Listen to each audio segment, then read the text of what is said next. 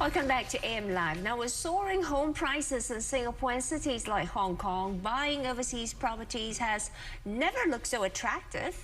The lure of cheaper real estate elsewhere is enticing more people to consider home ownership in overseas locations. But where are the hotspots of the property market in Asia and beyond? And also, what are some of the considerations that potential buyers should think about before putting their money into it? For some answers, we have Kelvin Fong from property firm PropNext. Very good morning to you, Kelvin. Hi, good morning. So let's talk about the hotspots then. Where in the world are buyers looking to when they want to buy a property? Currently, majority of the locals are actually looking into London properties, Malaysia properties, even like Australia. Yeah, okay. It's just that maybe Australia at this point of time may not be seems attractive because of the currency as well. But London and Malaysia is actually one of the quite popular one at this point of time. Yeah. I guess those are also familiar locations because quite often we see advertising in the papers here or in the media here about these properties. But what are some of the considerations? I mean, when people are starting to think about investing overseas, where should they start? Okay, basically, that's most important is that they need to look into, do not buy based on emotion. They need to look at the exact location. Of course, it'd be better if you can actually travel down to take a look. Just that recently, I just went down to London. Basically, I just want to source out some properties. If you talk about the newspaper in the articles, we see that it is along the Thames River.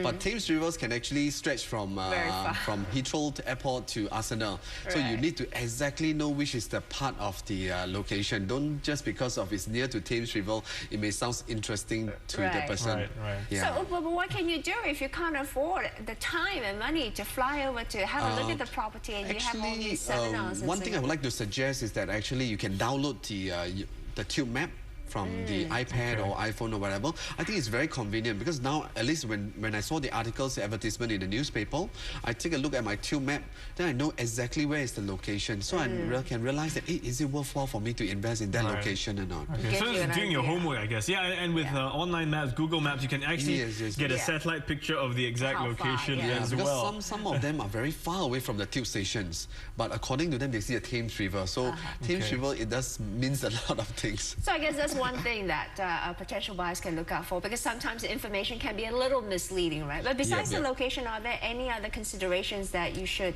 note? Okay, basically, I guess the other thing is about the so-called the loans amount given. How much loan are they allowed to be given? Of course, for London, there's something good about it. It's just that if you're buying property that is not TOP, that means not ready for own stay, you can actually just pay a 10% down payment and it's actually deferred until TOP. As compared to Singapore, you can't do that anymore. So that is the attractive part. For example, in Malaysia, sometimes we can also buy properties based on interest absorption scheme.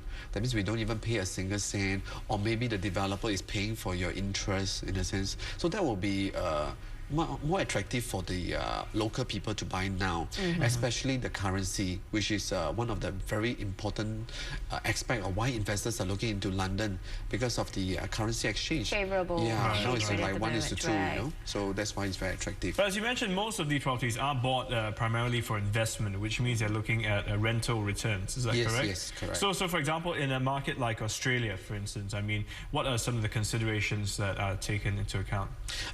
If let's say talk about Australia, I guess local is to know that if they're buying property there, they have to buy off plans. They cannot buy directly from those that is already developed. And if you were talk about reselling it away, so you can only sell back to the local, which you cannot even sell to the foreigners at all. So, and also on top of that, the capital gain tax is actually 50% on the net gains. So it's considered quite high. So do consider all this, and also the loan as well. Like recently, I just been to Bangkok. Bangkok totally no loans at all for foreigners. Okay. So we need to consider all this aspect before you buy a properties. So I suppose, I mean, in any city or country that you want to buy a home or property, there are rules and regulations that you need to consider that's unique to that particular place. In that sense, I guess that will play a big factor as well for investors on where they want to go.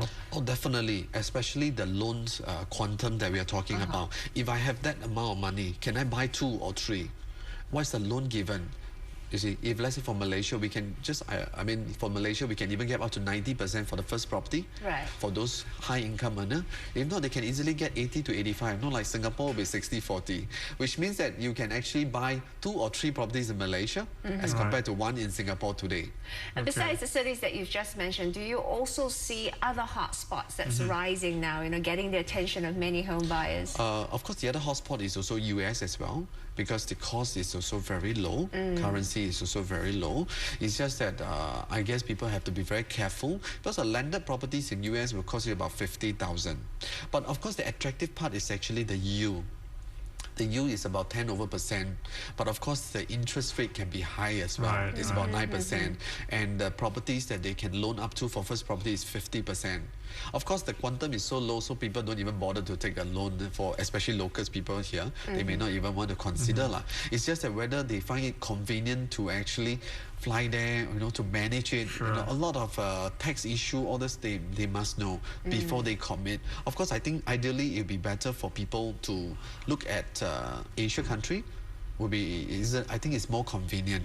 Like where else in Asia? What are some of the other Asian countries that are popular? Okay, like for example, KL now, if we can get very good property, right? Recently, me and some of the investor groups of people, they bought Malaysia property.